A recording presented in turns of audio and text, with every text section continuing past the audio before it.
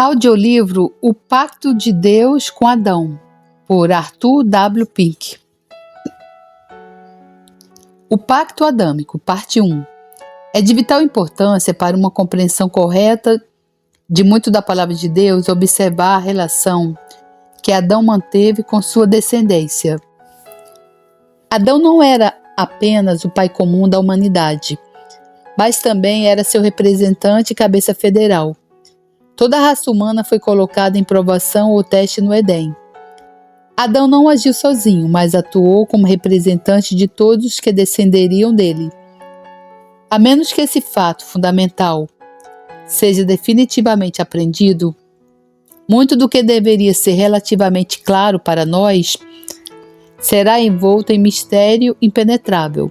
Sim, vamos além ao afirmarmos que até que a representação de Adão como nossa cabeça federal e a aliança de Deus com ele, enquanto ele desempenhava esse ofício, sejam realmente entendidos, não obteremos a chave para entender corretamente as relações de Deus com a raça humana.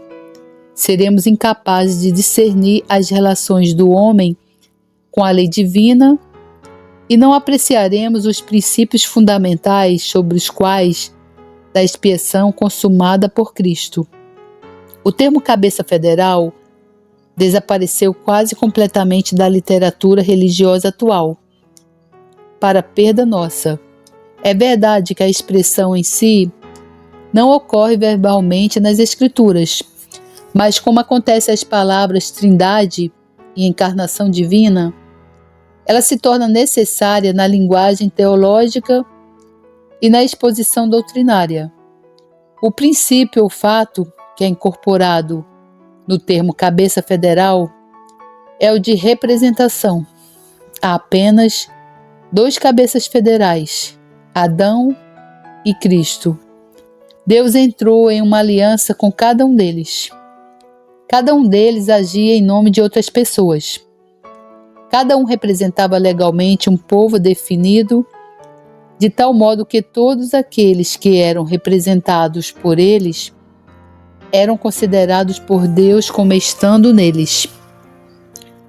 Adão representou toda a raça humana. Cristo representou todos aqueles a quem o Pai lhe deu em seus conselhos eternos. Quando Adão estava no Éden, como um ser responsável diante de Deus, como cabeça federal, o representante legal de toda a sua descendência. Assim, quando Adão pecou, foi considerado que todas a quem ele representava pecaram também. Quando ele caiu, todos os que ele representavam caíram. Quando ele morreu, eles morreram. O mesmo acontece com Cristo. Quando ele veio a essa terra, ele também permaneceu em um relacionamento federal com seu povo. E quando ele se tornou obediente até a morte, todos aqueles que ele representava em suas ações foram considerados justos.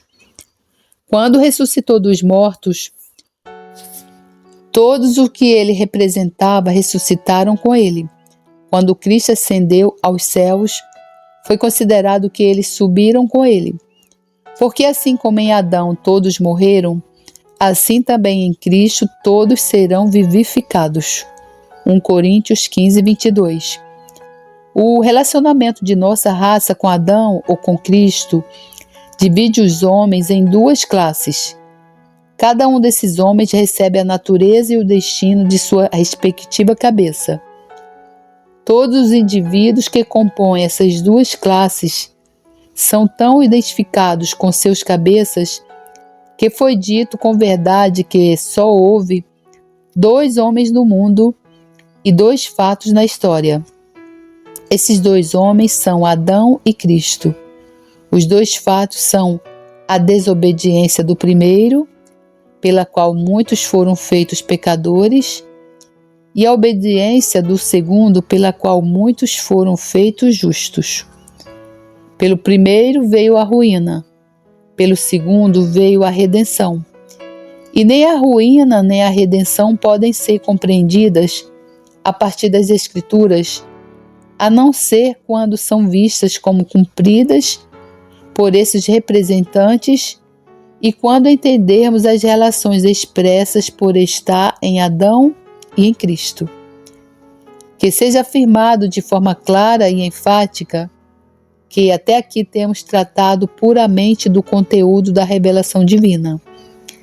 Em nenhum lugar, exceto na Sagrada Escritura, podemos saber alguma coisa sobre Adão ou sobre nossa relação com ele. Se for perguntado como a estrutura federal da humanidade pode ser harmonizada com os ditames da razão humana, a primeira resposta deve ser: não precisamos harmonizá-las. A investigação inicial não é se a representação federal é razoável ou justa, mas sim se é um fato revelado na palavra de Deus. Se for, então a razão deve se curvar diante dela e a fé deve recebê-la humildemente. Para o Filho de Deus, a questão de saber se a representação federal é justa é facilmente resolvida. Sabemos que é justa, porque faz parte das ações do Deus infinitamente santo e justo.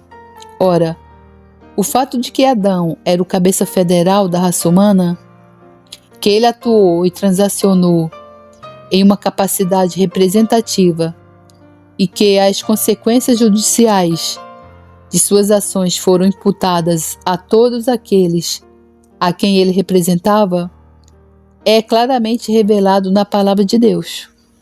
Em Romanos 5 lemos: portanto, como por um homem entrou o pecado no mundo, e pelo pecado a morte, e assim a morte passou a todos os homens, porque todos pecaram. Versículo 12. Pela ofensa de um, muitos estão mortos. Versos 15. O juízo veio de uma só ofensa, na verdade para condenação. Versículo 16. Pela ofensa de um só, a morte reinou por esse. Versículo 17. Por uma só ofensa veio o juízo sobre todos os homens para condenação. Versículo 18. Pela desobediência de um só homem, muitos foram feitos pecadores legalmente constituídos. Versículo 19. O significado dessas declarações é muito claro para qualquer mente que esteja livre de preconceitos e inclinações para entender mal. Aprove a Deus lidar com a raça humana enquanto representada em e por Adão. Permitam-me usar uma ilustração simples. Deus não lidou com a humanidade como se ela fosse uma plantação de milho, onde cada pé de milho possui sua própria raiz individual, mas lidou com ela como se fosse uma árvore, na qual todos os ramos têm uma raiz e um tronco comuns. Se você golpear a raiz de uma árvore com um machado, a árvore inteira cai, e não apenas o tronco, mas também todos os galhos murcham e morrem. Foi isso que aconteceu quando Adão caiu. Deus permitiu que Satanás golpeasse a raiz da árvore com um machado, e quando Adão caiu, toda a sua descendência caiu com ele. Por meio deste golpe fatal, Adão foi separado da comunhão com seu Criador e, como resultado, a morte passou a todos os homens. Assim aprendemos qual é o fundamento formal da condenação judicial do homem diante de Deus. A ideia popular a respeito do que torna o homem pecador diante de Deus é completamente inadequada e falsa. A concepção prevalecente é que um pecador é aquele que comete e pratica o pecado. É verdade que isso é o que caracteriza um pecador, mas certamente não é aquilo que principalmente o constitui enquanto pecador. A verdade é que todo membro de nossa raça entra neste mundo como pecador culpado antes de cometer uma única transgressão. Não é só que ele possui uma natureza pecaminosa, mas ele está diretamente debaixo da condenação. Somos legalmente constituídos pecadores não pelo que somos nem pelo que estamos fazendo, mas pela desobediência de nosso cabeça federal, Adão. Adão não agiu sozinho, mas como representante de todos os que descenderiam dele. O ensinamento do apóstolo Paulo quanto a isso é claro e inequívoco. Os termos de Romanos 5, 12 a 19, como mostramos acima, são muito variados e evidentes para admitir qualquer equívoco. É por haverem pecado em Adão que os homens, em primeira instância, são considerados culpados e tratados como tal, bem como feitos participantes de uma natureza depravada.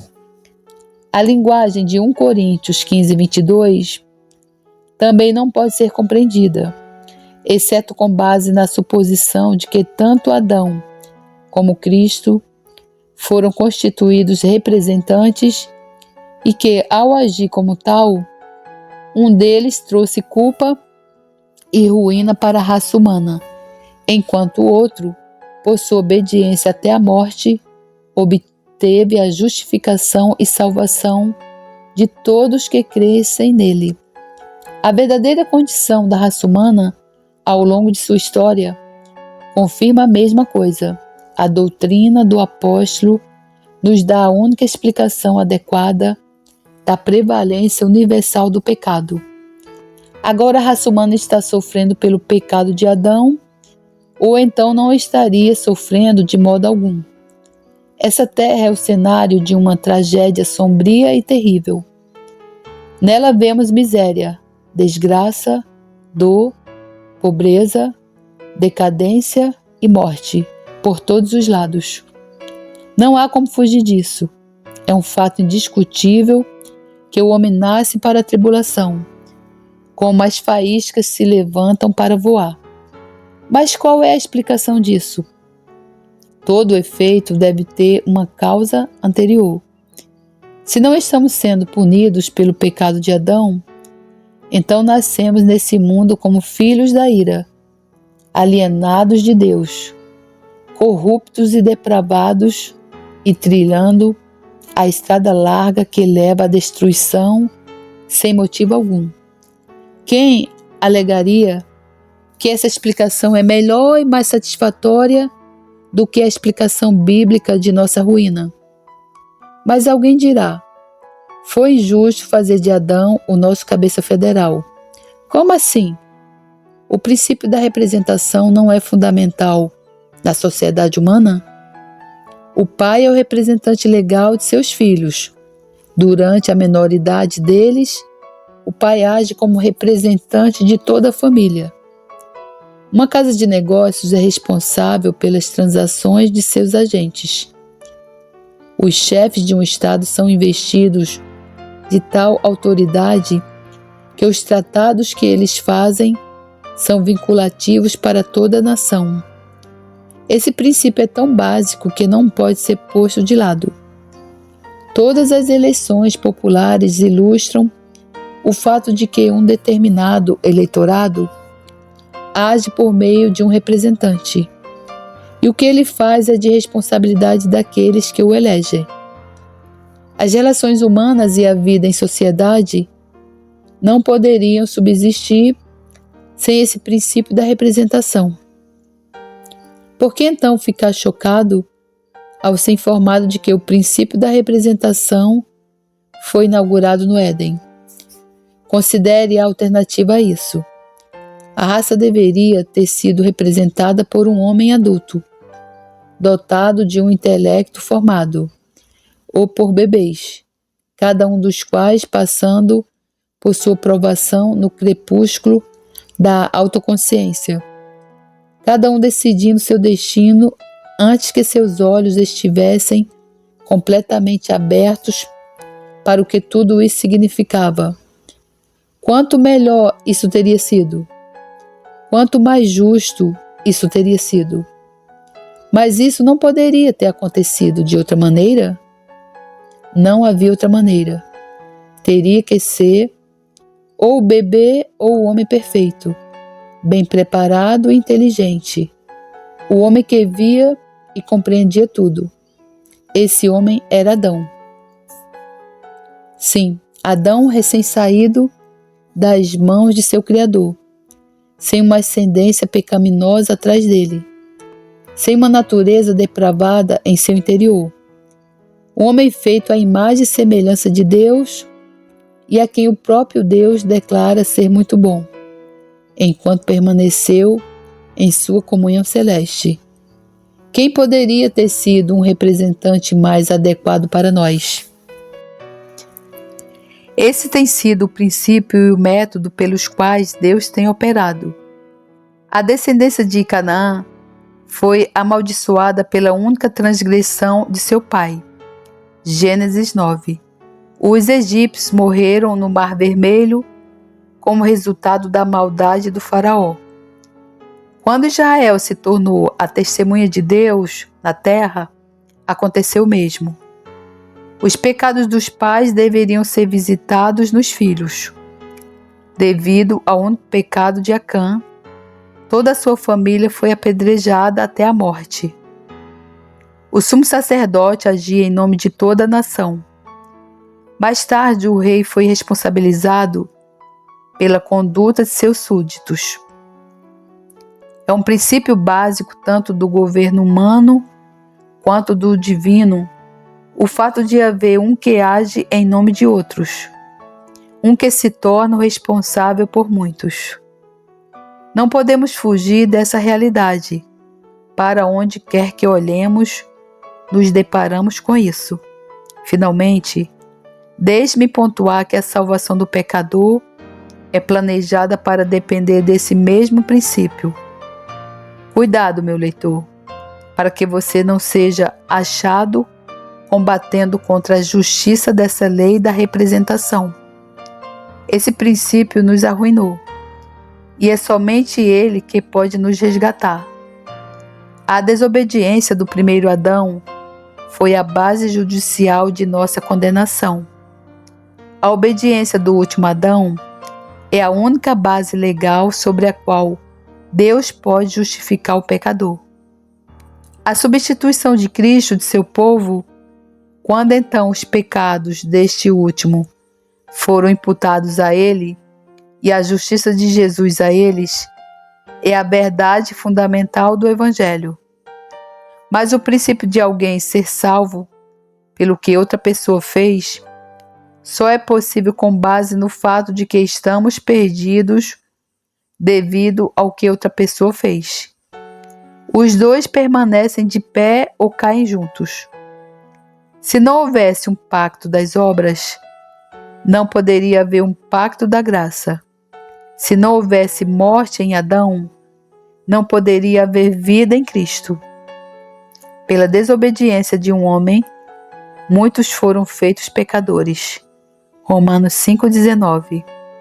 Aqui está o motivo de humilhação no qual poucos de nós pensam. Somos membros de uma raça amaldiçoada. Os filhos caídos de um pai caído e, como tal, entramos neste mundo, alienados da vida de Deus. Efésios 4,18. Sem nada em nós para induzir a uma vida santa. Que Deus revele a você, caro leitor, sua conexão com o primeiro Adão, para que você perceba sua profunda necessidade de se apegar ao último Adão. O mundo pode ridicularizar essa doutrina da representação e imputação, mas isso apenas evidencia que ela provém de Deus. Se o Evangelho genuíno, fosse bem recebido por todos, isso provaria que ele era uma invenção humana, pois só é aceitável ao homem caído aquilo que é inventado pelo homem caído. O fato de os sábios deste mundo ridicularizarem a verdade do princípio do cabeça federal, quando ela é fielmente apresentada, só manifesta sua origem divina. Pela ofensa de um juízo veio a condenação a todos os homens. Romanos 5,18.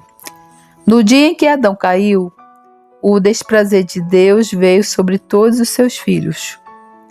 A natureza santa de Deus abominou a raça apóstata. A maldição da lei quebrada veio sobre toda a descendência de Adão. É somente assim que podemos explicar a universalidade da depravação e do sofrimento. A corrupção que herdamos de nossos pais é um grande mal, pois é a fonte de todos os pecados pessoais. Permitir a transmissão dessa depravação foi um modo de Deus infligir uma punição. Mas como Deus poderia punir todos, a menos que todos fossem culpados? O fato de todos compartilharem essa punição comum prova que todos pecaram e caíram em Adão. Nossa depravação e miséria não são, em si mesmas, um desígnio do Criador, mas são a retribuição do juiz. Pela desobediência de um homem, muitos foram feitos pecadores. Romanos 5,19. A palavra feito, nesse versículo, exige uma definição e explicação. Não se refere direta e primariamente ao fato de herdarmos de Adão uma natureza corrupta e pecadora, que aprendemos com outras passagens das Escrituras. A frase "foram feitos pecadores" consiste em uma expressão forense e se refere ao fato de sermos feitos culpados diante de Deus. Um caso paralelo é encontrado em 2 Coríntios 5,21. Ele o fez pecado por nós, que não conheceu pecado. Claramente, essas palavras, fez Cristo pecado, não podem se referir a qualquer mudança que nosso Senhor tenha sofrido em sua natureza ou caráter. Não, pelo contrário. Elas significam que o bendito Salvador tomou o lugar de seu povo diante de Deus, perante o qual ele foi considerado e tratado como culpado. Os pecados de seu povo não foram comunicados a Cristo, mas imputados a ele. Além disso, em Gálatas 3,13, lemos que Cristo foi feito maldição por nós, como substituto dos eleitos de Deus. Ele foi considerado judicialmente como estando sob a condenação da lei. Nossa culpa foi legalmente transferida para Cristo. Ele foi considerado responsável pelos pecados que cometemos. Ele suportou o castigo que nós merecemos. Semelhantemente, os filhos de Adão foram feitos pecadores pela desobediência de seu cabeça. E então as consequências legais da transgressão de seu representante foram cobradas deles. Eles foram judicialmente constituídos culpados, porque a culpa do pecado de Adão foi imputada a eles. Assim entramos neste mundo não apenas com a herança de uma natureza corrupta, mas sob condenação. Somos por natureza filhos da ira. Efésios 2,3. Pois alienam-se os ímpios desde a madre. Salmo 58,3. Os ímpios nascem alienados de Deus e expostos ao seu desprazer judicial. Parte 2. Na parte anterior, mostramos com alguma extensão que quando Adão estava no Éden, como ser responsável perante seu Criador, ele permaneceu ali como cabeça federal de nossa raça, que ele agia legalmente como representante de toda a sua descendência e que perante a lei divina, todos nós éramos absolutamente identificados com ele, a ponto de sermos considerados como estando em Adão. É por isso que aquilo que ele fez é considerado como tendo sido feito por todos nós. Quando ele pecou, nós pecamos. Quando ele caiu, caímos. Quando ele morreu, nós morremos. A linguagem de Romanos 5, 12, 19.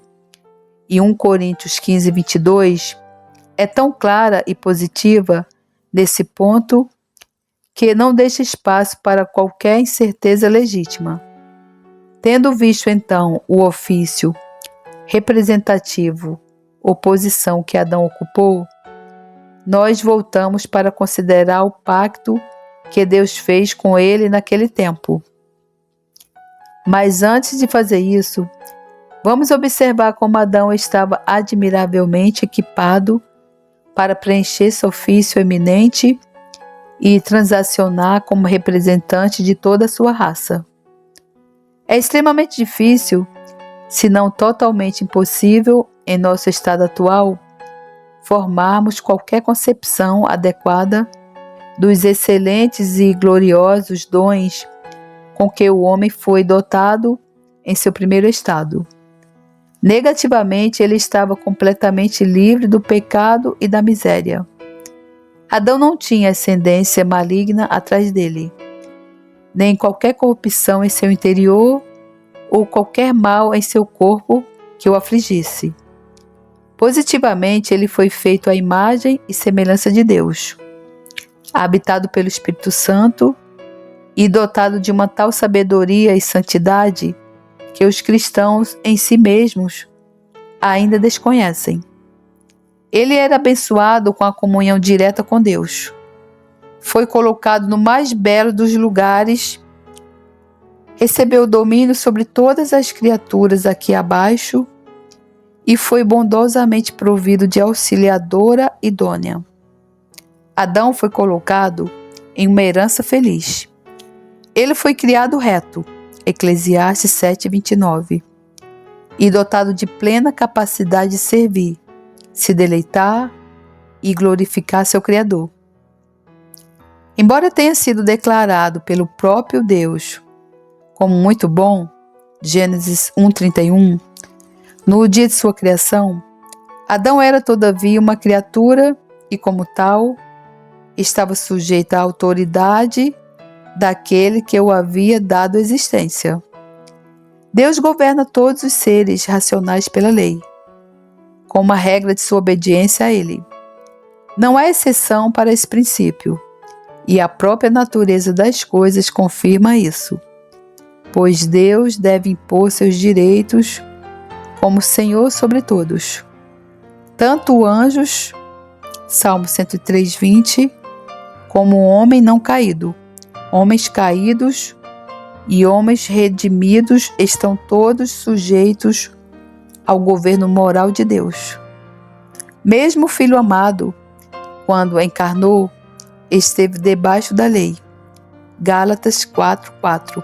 Além disso, no caso de Adão, seu caráter ainda não havia sido confirmado e, portanto, como os anjos, ele deveria ser colocado em provação e submetido a um julgamento para ver se ele prestaria ou não fidelidade ao Senhor, seu Criador. Ora, a lei que Deus deu a Adão, sob a qual ele o colocou,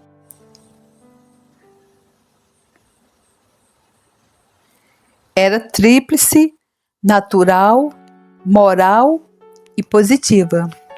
Por lei natural, queremos dizer que a sujeição ao seu Criador, enquanto a criatura agia para a honra e glória do Criador, foi constituída a própria lei do seu ser, por ser criado à imagem e semelhança de Deus. Era próprio da natureza de Adão se deleitar no Senhor e reproduzir, de acordo com suas capacidades de criatura, a justiça e a santidade de Deus. Assim como os animais são dotados de uma natureza instintiva que os induz a escolher e fazer aquilo que contribui para seu bem-estar, assim também o homem, enquanto permanecia em seu estado de glória primitiva, era dotado de uma natureza que o levava a fazer aquilo que era agradável a Deus e que promovia seus próprios interesses mais elevados. Ainda podemos ver alguns resquícios disso na racionalidade e na consciência do homem caído. Pela lei moral que foi dada a Adão por Deus, queremos dizer que ele foi colocado sob as exigências dos 10 mandamentos, cujo resumo é: amarás ao Senhor teu Deus de todo o teu coração, e de toda a tua alma, e de todas as tuas forças, e de todo o teu entendimento, e ao teu próximo como a ti mesmo. Lucas 10, 27. Nada menos do que isso era devido ao Criador de Adão, e nada menos do que o tornava uma criatura justa. Por lei positiva, queremos dizer que Deus também colocou certas restrições sobre Adão, as quais nunca lhe ocorreriam por meio da luz da natureza ou de quaisquer considerações morais. Essas leis foram soberanamente designadas por Deus e intencionadas como um teste especial da sujeição de Adão à vontade imperativa de seu rei. O termo lei positiva é empregado pelos teólogos não como antitético ao negativo, mas sim em contraste com as leis que são direcionadas à nossa natureza moral. A oração é um dever moral e o batismo é uma ordenança positiva. Essa lei tríplice sob a qual Adão foi colocado pode ser claramente discernida nos breves registros de Gênesis 1 e 2. O casamento entre Adão e Eva ilustra a lei natural. Portanto, deixará o homem o seu pai e a sua mãe, e apegar-se-á à sua mulher, e serão ambos uma carne. Gênesis 2, 24. Qualquer infração do relacionamento conjugal é uma violação da própria lei da natureza. A instituição e a consagração do sabá são um exemplo da lei moral. E abençoou Deus o dia 7º e o santificou, porque nele descansou de toda a sua obra que Deus criara e fizera. Gênesis 2:3. Esse seria procedimento inexplicável da parte de Deus, exceto como fundamento para um procedimento semelhante por parte do homem, pois de outra forma a consagração e a bênção de que falamos careceriam tanto de um sujeito próprio como um objetivo definido. Em todas as épocas, a observância do homem do Santo Sabá foi o teste supremo da sua relação moral com o Senhor. A ordem para Adão cuidar do jardim, lavrar e guardar, Gênesis 2,15, é um exemplo de lei positiva, pois mesmo em seu estado não caído, o homem não deveria ficar ocioso e sem trabalho.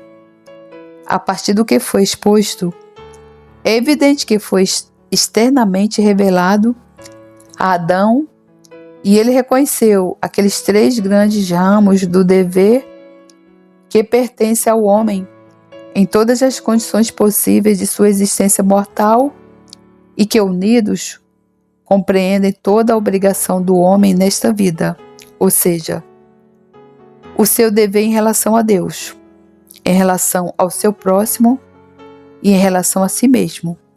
Aqueles 3 tipos de lei abrangem tudo isso. A santificação do sabá, a instituição do casamento e o mandamento de lavrar e guardar o jardim foram revelados como ordenanças exteriores, as quais abrangem aquelas 3 classes de deveres, cada uma das quais possui importância crucial em sua própria esfera, a espiritual, a moral e a natural. Esses elementos intrínsecos da lei divina são imutáveis. Eles precederam o pacto de obras e teriam permanecido vigentes se esse pacto tivesse sido mantido, assim como eles permaneceram mesmo após ele ser quebrado. Mas havia necessidade de algo ainda mais específico para testar a adesão do homem a perfeita retidão a qual ele estava incumbido, pois a humanidade estava sendo provada em Adão.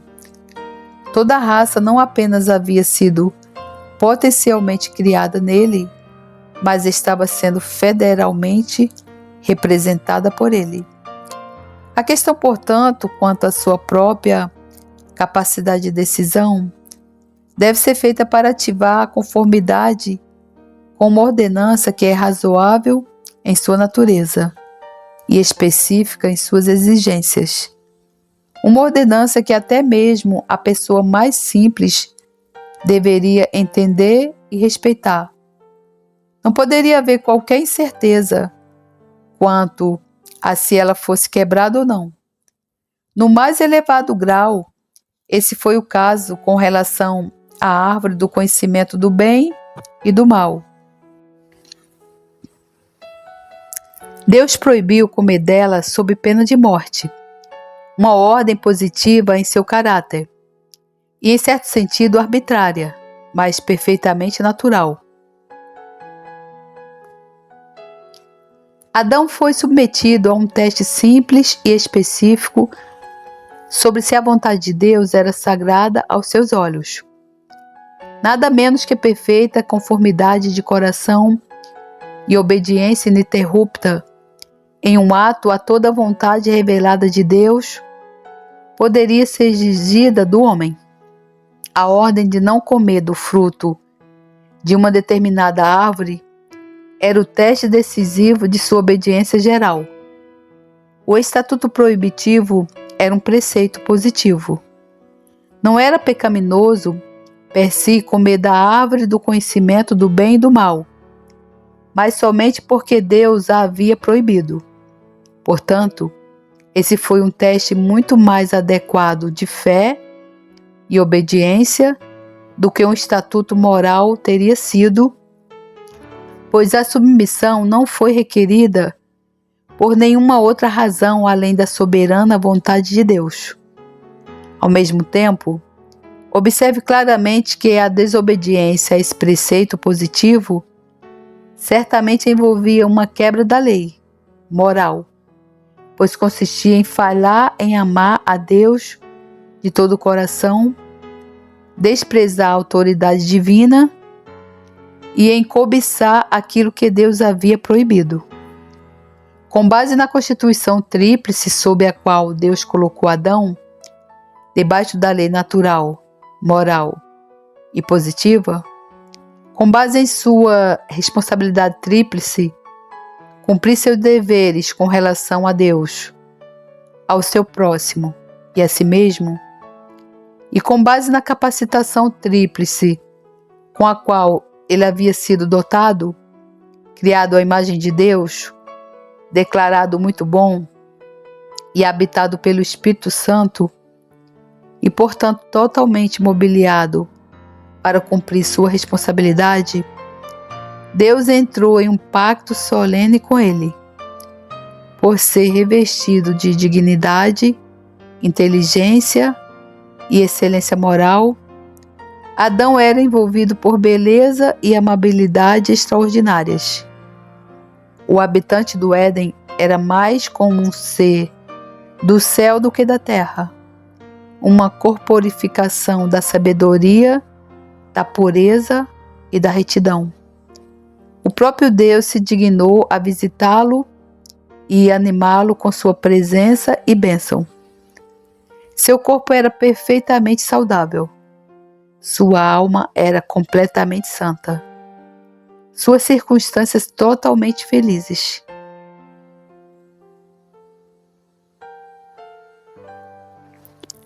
A adequação ideal de Adão para agir como cabeça de sua raça e as circunstâncias ideais sobre as quais o teste decisivo foi feito devem impedir para sempre toda a boca honesta e justa de negar o arranjo que Deus propôs a Adão e as terríveis consequências que seu triste fracasso nos trouxe. Já foi dito corretamente que se nós e toda a raça humana tivermos sido trazidos à existência de uma só vez e Deus nos tivesse proposto que escolhêssemos alguém dentre nós como nosso representante para que ele pudesse entrar em aliança com tal pessoa em nosso nome, não teríamos escolhido de forma unânime nosso primeiro pai para ocupar um ofício carregado de tão grande responsabilidade. Não deveríamos dizer: ele é um homem perfeito e portador da imagem e semelhança de Deus, que alguém deve nos representar, então que seja ele. Ora, visto que os anjos que dependiam de si mesmos caíram, por que desejaríamos depender de nós mesmos? E se é razoável que alguém se nos represente, por que deveríamos reclamar quando Deus escolheu para esse ofício a mesma pessoa que teríamos escolhido se tivéssemos existido e sido capazes de escolher a nós mesmos?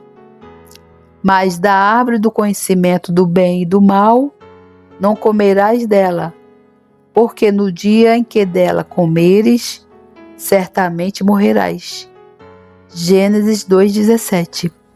As partes contratantes nesse pacto eram Deus e Adão. Em primeiro lugar, Deus, como Supremo Senhor, prescreveu o que era justo. Deus, como próprio bem, prometeu a comunhão consigo mesmo, pois é nisso em que principalmente consiste a felicidade do homem. Enquanto ele percorresse o caminho da obediência e fizesse aquilo que era agradável ao seu Criador. Por outro lado, Deus, como a própria justiça, também o ameaçou com a morte em caso de rebelião. Em segundo lugar, Adão foi considerado tanto como indivíduo quanto como cabeça e representante de sua descendência. Individualmente, como homem, ele era um ser racional e responsável, dotado de poderes suficientes para cumprir toda a justiça, pois ele não era como um bebê frágil, mas como um homem plenamente desenvolvido, alguém plenamente apto e qualificado para que Deus fizesse um pacto com ele. Como cabeça da raça, ele foi chamado a transacionar segundo a natureza e força com as quais o Criador ricamente o havia provido. No entanto, é claro que o pacto de obras partia da suposição de que o homem, em sua condição original, embora tenha sido criado reto, era capaz de cair. Assim como o pacto da graça segue o pressuposto de que o homem, embora caído e depravado, é através de Cristo capaz de ser restaurado. Deus criou o homem macho e fêmea, com almas racionais e imortais, e dotou-as de inteligência, retidão e perfeita santidade, segundo a sua própria imagem, tendo a lei de Deus escrita em seus corações e o poder de cumpri-la, mas com a possibilidade de transgredi-la, sendo deixados à liberdade da sua própria vontade, que era mutável. Confissões de Fé de Westminster 4.2. As palavras finais dessa citação lançam alguma luz a essa pergunta misteriosa. Como uma criatura sem pecado veio a pecar? Como alguém criado reto pôde cair? Como alguém que o próprio Deus havia declarado muito bom, deu ouvidos ao diabo, apostatou e lançou a si mesmo a sua decência em uma ruína total. Embora nosso estado atual talvez não seja possível resolvermos completamente esse problema profundo, ainda assim, estamos convictos de que perceber a direção na qual a solução está. Em primeiro lugar, Adão era mutável ou sujeito a mudanças. Isso necessariamente deve ser assim, pois mutabilidade e criatura são termos correlativos. Há apenas um em quem não há mudança nem sombra de variação. Tiago 1,17. Os atributos essenciais de Deus são incomunicáveis, pois se Deus comunicasse onisciência, onipotência ou imutabilidade aos outros, então ele não teria trazido criaturas à existência, mas sim levantado deuses iguais a ele mesmo. Portanto, mesmo enquanto Adão era uma criatura perfeita, ele permanecia uma criatura mutável e não imutável. E por ser mutável, ele estava sujeito a mudar para melhor ou para o pior, e portanto sujeito a cair. Em segundo lugar, Adão foi criado como um ser responsável, um agente moral. Foi dotado de um livre arbítrio e, portanto, era capaz tanto de obediência quanto de desobediência. Além disso, embora o primeiro homem fosse dotado de sabedoria natural e espiritual, amplamente suficiente para todas as suas necessidades, o que o deixava inteiramente sem desculpas, caso ele fizesse uma escolha má e tola. Ele era falível, pois a infalibilidade pertence somente a Deus, como Jó 4,18 mais do que sugere. E, portanto, por ser falível, Adão era capaz de errar, embora, ao fazê-lo, ele se tornasse culpado no mais alto grau. Mutabilidade e infalibilidade são as condições de existência de toda criatura.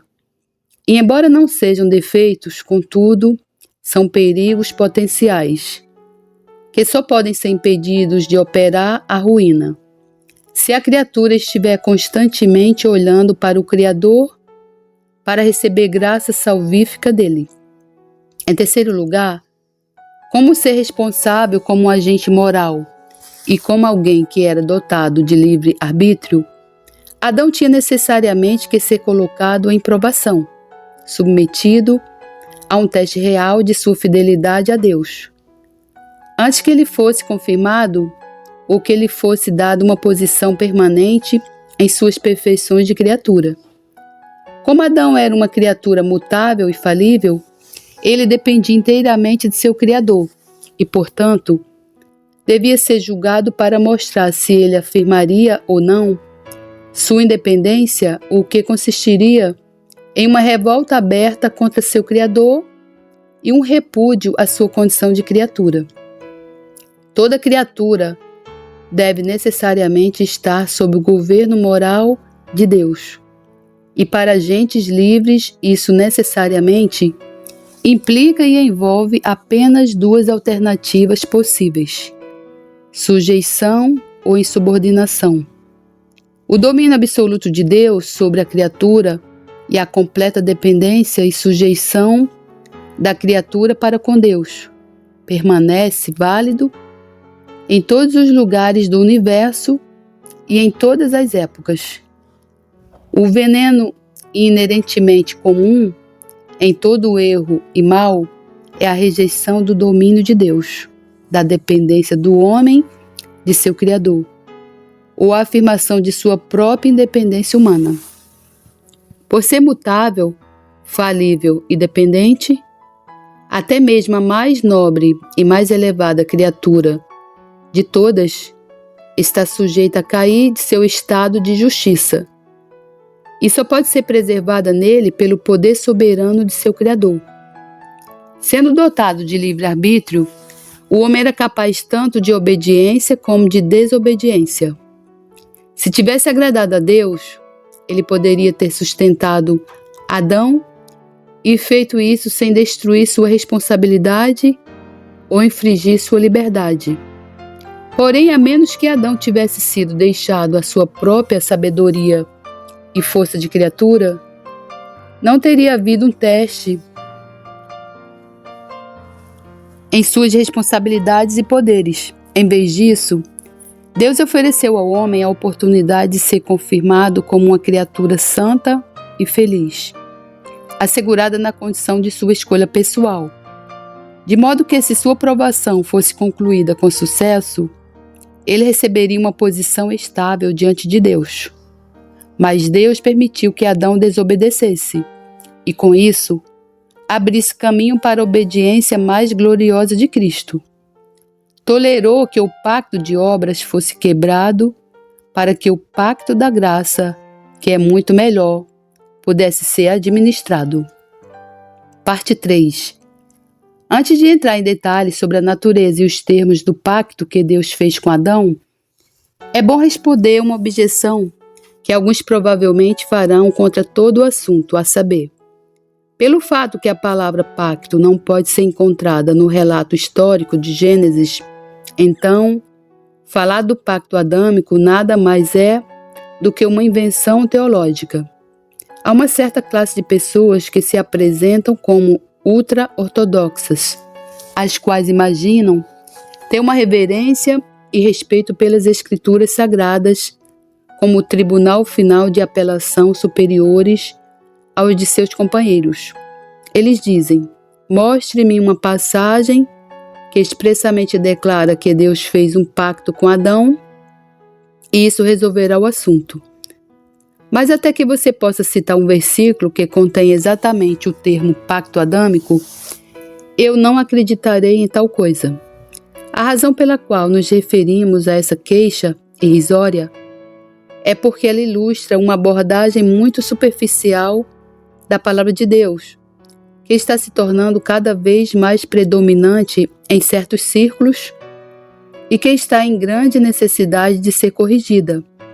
As palavras são apenas sinais, afinal de contas, escritores diferentes os usam de muitas formas diferentes, como frequentemente é o caso na própria Escritura.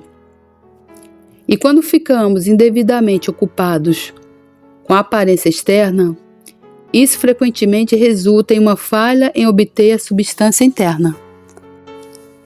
Alguns unitaristas se recusam a acreditar na triunidade de Deus, simplesmente porque não encontram nenhum versículo que afirme categoricamente que há 3 pessoas na divindade, onde a palavra trindade é usada. Mas o que importa a ausência da mera palavra em si, quando a existência de 3 pessoas divinas distintas está claramente declarada na palavra da verdade. Pela mesma razão, outros repudiam a verdade da doutrina da depravação total do homem caído, o que é o cúmulo do absurdo, visto que a Escritura descreve o homem após a queda como alguém corrupto em todas as faculdades de seu ser. Certamente não preciso ser informado de que uma certa pessoa nasceu de novo, quando todas as evidências da regeneração são claramente discerníveis em sua vida. E se me alguém der uma descrição completa de sua imersão, a simples palavra batismo não a torna mais certa e definida para minha mente. O que devemos buscar primeiramente em Gênesis não é o termo pacto, mas antes de podermos ou não encontrar elementos de um pacto solene e definido entre Deus e Adão. Nós dizemos isso não porque a palavra em si nunca seja usada com referência aos nossos primeiros pais, pois em outros lugares ela é, mas sim porque estamos desejosos de que alguns dos nossos leitores venham a ser libertados desse mal mencionado acima. Desprezar todos os pensamentos a respeito de um pacto adâmico, simplesmente porque o termo em si não ocorre em Gênesis 1-5, é fazer uma leitura extremamente superficial desses capítulos e perder muito daquilo que está apenas um pouco abaixo de sua superfície. Vamos agora nos lembrar dos elementos essenciais de um pacto. Resumidamente, qualquer pacto é um acordo mútuo firmado por 2 ou mais partes, pelo qual elas permanecem solenemente ligadas uma à outra a realizar as condições contratadas. Para desenvolvermos essa definição, pontuar que os termos de um pacto são, em primeiro lugar, há uma estipulação de que algo seja feito ou dado por aquela parte que propõe o pacto.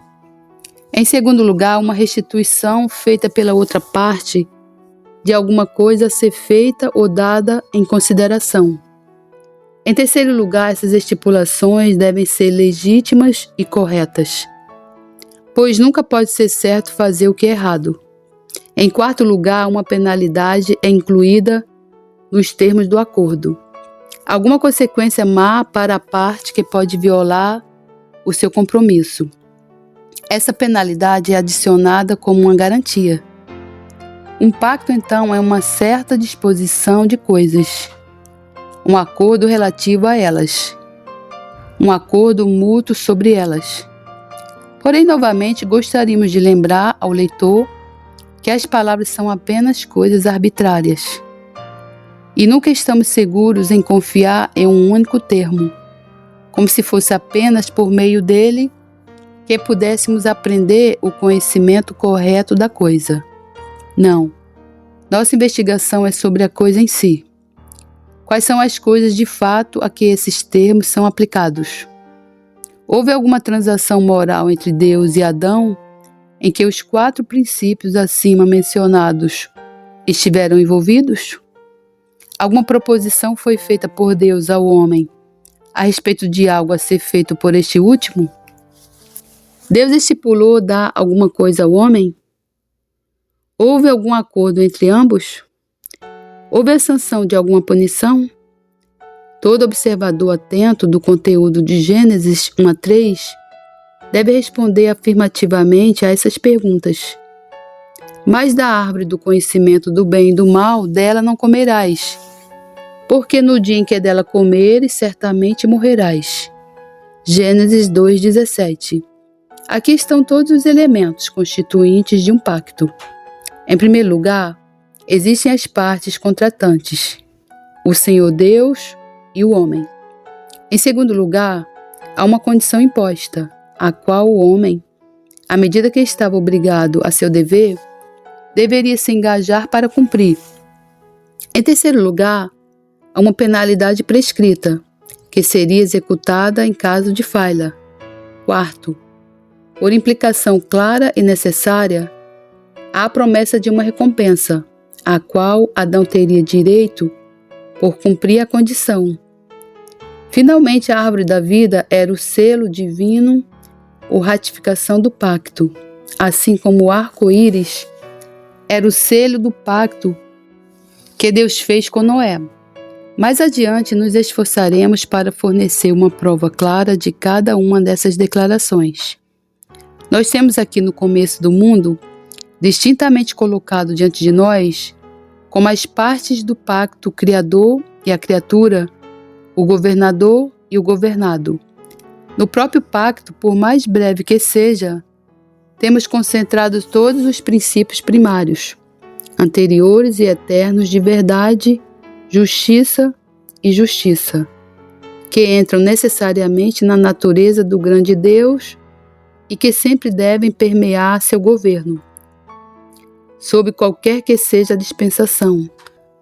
Temos um reconhecimento pleno de sua autoridade para governar suas criaturas inteligentes, de acordo com esses princípios, e temos um perfeito reconhecimento por parte do homem, de que em todas as coisas ele está sujeito, como ser racional e responsável, à vontade e comando do Criador infinitamente sábio e benevolente. Portanto, nenhum componente de um pacto, em seu sentido próprio, está faltando. Houve então um pacto formal entre Deus e o homem relacionado à obediência e à desobediência, recompensa e punição.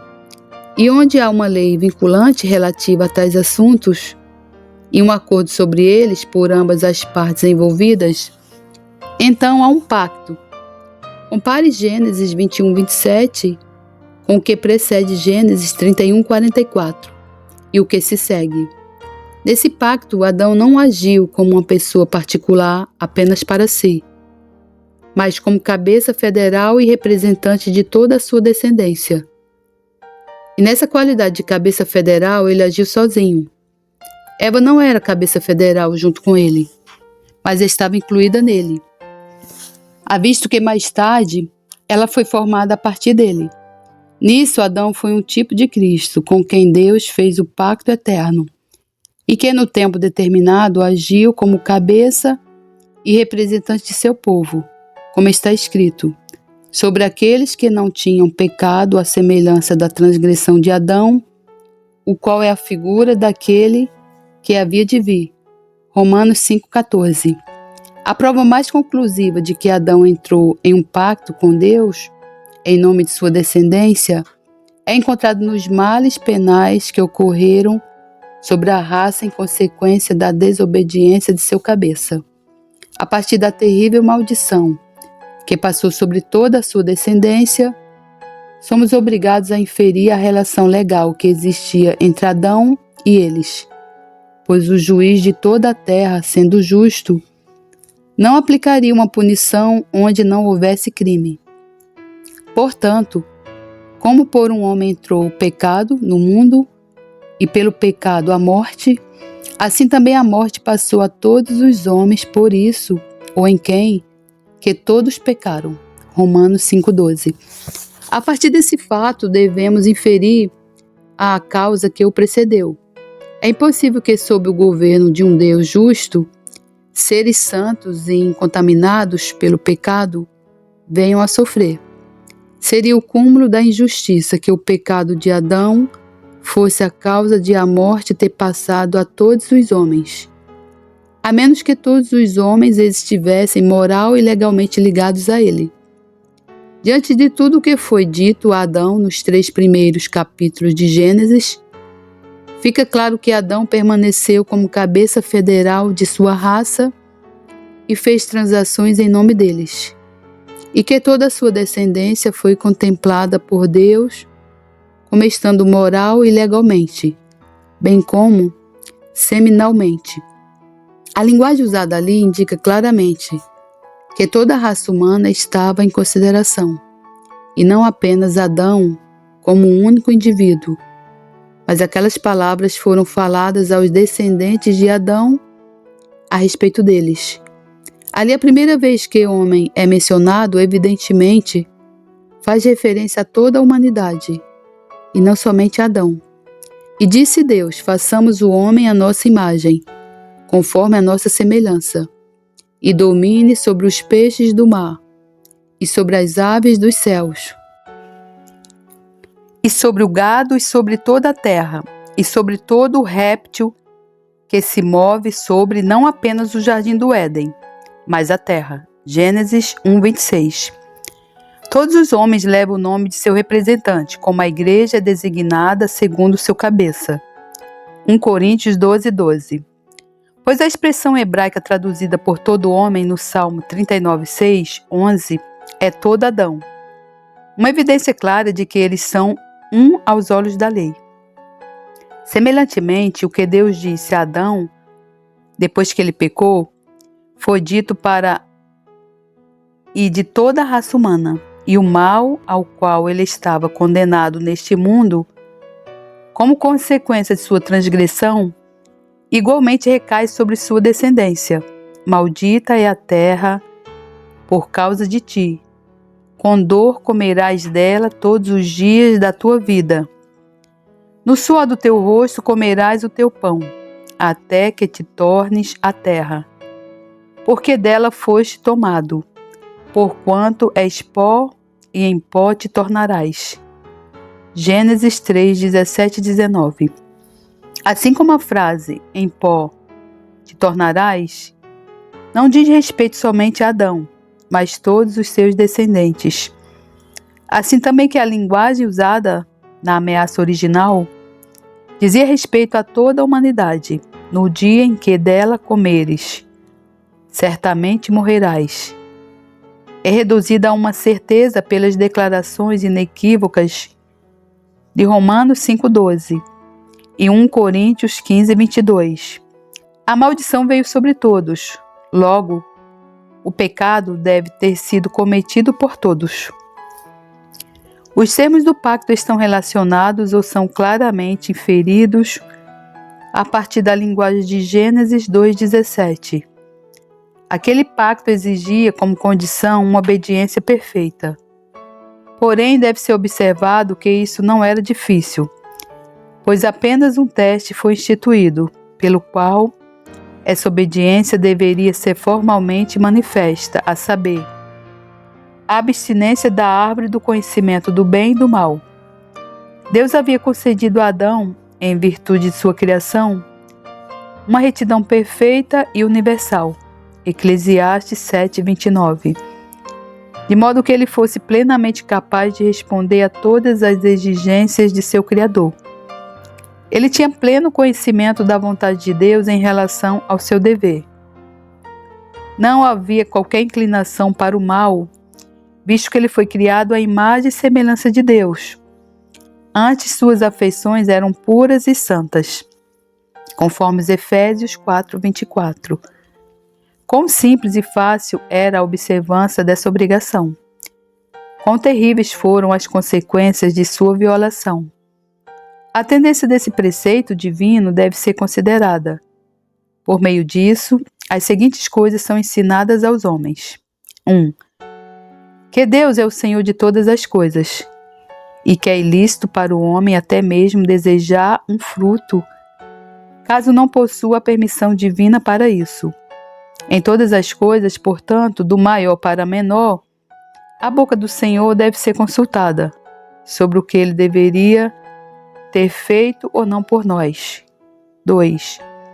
A verdadeira felicidade do homem pode ser encontrada somente em Deus, e nada mais deve ser desejado, a menos que esteja em submissão a Deus e que possa ser usado para servi-lo, de modo que depende somente de Deus que qualquer coisa seja considerada boa e desejável para o homem. 3. Devemos estar prontamente satisfeitos mesmo se não possuirmos as coisas mais agradáveis e desejáveis, se assim Deus nos ordenar. Há muito mais bem em obedecer ao mandamento divino do que em desfrutar da coisa prazerosa do mundo. 4. O homem não atingiria o mais alto grau de sua felicidade até que esperasse um bem ainda maior, depois que seu período de obediência acabasse. Isso foi sugerido pela proibição da mais deliciosa árvore, cujo fruto era acima de qualquer outro, muito desejável. Isso deu a entender algum grau de imperfeição, nesse estado em que o homem foi proibido de desfrutar de algum bem. Aquele mandamento proibitivo foi anexado a uma promessa. Esse é um elemento essencial em um pacto. Uma recompensa é garantida com base no cumprimento de seus termos. Então a expressão "no dia em que dela comeres, certamente morrerás" implica necessariamente o inverso. Se ela não comeres, certamente viverás. Assim como não roubarás, inevitavelmente, envolve viva de forma honesta e honrada, e regozijai-vos no Senhor. Inclui não murmure contra ele. Assim também, de acordo com as leis mais simples da linguagem, podemos concluir que as ameaças de morte, como consequência de desobediência, afirmavam, por outro lado, a promessa de vida em caso de obediência. Deus não deverá nada ao homem. O princípio geral de que, em os guardar os mandamentos divinos, há grande recompensa, não admite exceção. Salmo 19:11. Em caso de obediência, foi assegurada a Adão e Eva e a sua descendência nele um certo bem, uma bênção espiritual, além daquela que eles já possuíam. Se Adão não tivesse uma promessa, ele não teria uma esperança bem fundamentada para o futuro, pois a esperança que não envergonha é aquela que está fundamentada na promessa. Romanos 4:18. Como Romanos 7:10 tão claramente afirma, o mandamento foi ordenado para a vida, ou mais precisamente, pois a palavra ordenado foi acrescentada pelos tradutores. O mandamento que era para a vida, ou seja, obter a vida como recompensa pela obediência. E novamente, ora, a lei não é da fé, mas o homem que fizer estas coisas, por elas viverá. Gálatas 3:12. Mas a lei estava enferma pela carne. Romanos 8:3. visto que Adão era uma criatura mutável, falível e mortal. É objetado contra o que foi dito acima que Adão já possuía vida espiritual. Como então poderia a vida ser a recompensa prometida pela obediência dele? É verdade que Adão estava no gozo da vida espiritual e que era completamente santo e feliz, mas ele foi colocado em provação. E sua resposta ao teste que Deus lhe deu, sua obediência ou desobediência ao comando divino, determinaria se essa vida espiritual seria mantida ou perdida. Se Adão tivesse cumprido os termos do pacto, então ele teria sido confirmado na condição em que foi criado, no favor de Deus e em comunhão com seu Criador, e viveria alegremente em um paraíso terrestre. Ele então teria ficado além da possibilidade de apostasia e miséria. A recompensa, ou bem adicional, que teria sido consequência da obediência de Adão, era um estado de bem-aventurança inalienável, tanto para ele quanto para sua descendência. O leitor bem informado observará, a partir do que foi exposto acima, que não estamos de acordo com Hermann Whitfield e alguns outros teólogos proeminentes do período puritano, que ensinaram que a recompensa prometida a Adão por sua obediência era a herança celestial. Seus argumentos sobre esse ponto não nos parecem conclusivos, nem estamos conscientes de qualquer coisa na Escritura que possa ser citada como prova disso. Entendemos que a promessa tinha em vista um direito inalienável ao paraíso terrestre. Além disso, estava reservado ao Filho de Deus encarnado, pelo valor inestimável de sua obediência até a morte, merecer a felicidade eterna e celestial para o seu povo. Portanto, somos informados de que ele introduziu uma melhor aliança baseada em melhores promessas. Hebreus 8:6. O último Adão assegurou, tanto para Deus quanto para o seu povo, mais do que foi perdido pela transgressão do primeiro Adão.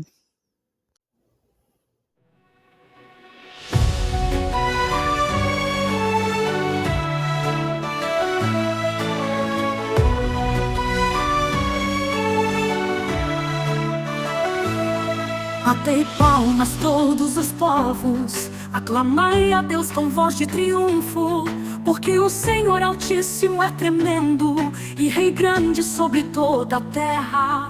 Ele nos subjugará os povos e as nações debaixo dos nossos pés.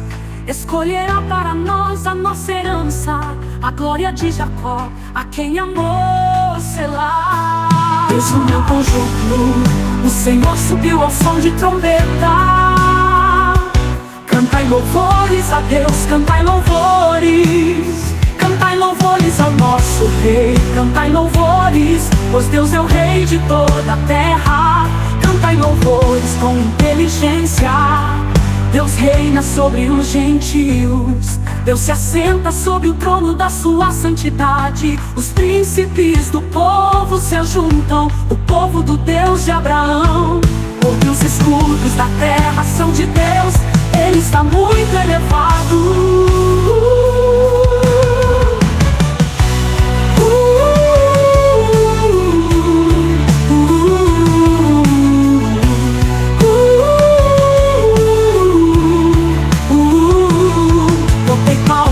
Todos os povos, aclamai a Deus com voz de triunfo, porque o Senhor Altíssimo é tremendo e Rei grande sobre toda a terra. Ele nos subjugará os povos e as nações debaixo dos nossos pés. Escolherá para nós a nossa herança, a glória de Jacó, a quem amou Selá. Deus subiu com júbilo, o Senhor subiu ao som de trombeta. Cantai louvores a Deus, cantai louvores. Cantai louvores ao nosso Rei, cantai louvores, pois Deus é o Rei de toda a terra. Cantai louvores com inteligência. Deus reina sobre os gentios, Deus se assenta sobre o trono da sua santidade. Os príncipes do povo se ajuntam, o povo do Deus de Abraão, porque os escudos da terra são de Deus, Ele está muito elevado.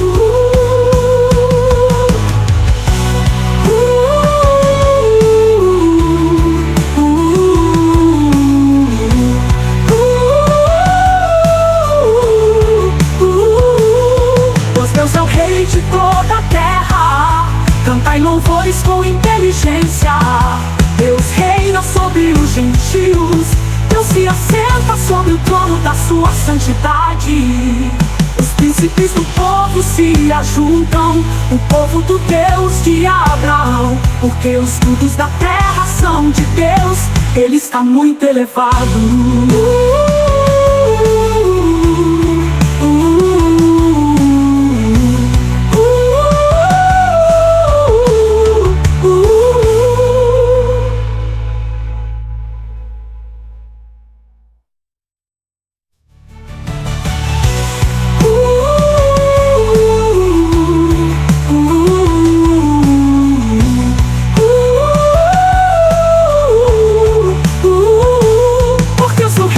Toda a terra, cantai louvores com inteligência. Deus reina sobre os gentios, Deus se assenta sobre o trono da sua santidade.